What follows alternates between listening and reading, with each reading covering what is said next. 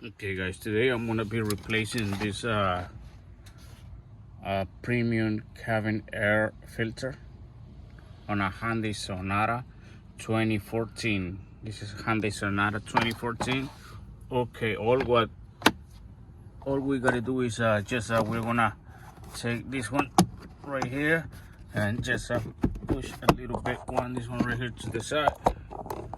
Okay, let me show you.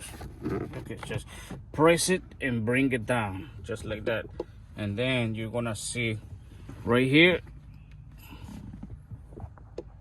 yeah, this part right here, just pinch it with these two fingers and press it like that, and then that's your air filter.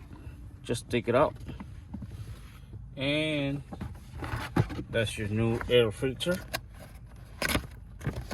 Okay, just replace it, and then we're gonna put this new one in here. Yeah, just the same way.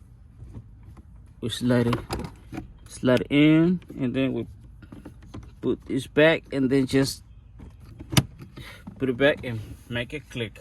Okay, once you got it there, just yeah, press these two right here and bring it all the way up, and right here, just okay, click it, and there you have it. In less than 2 minutes, you changed your cabin air filter.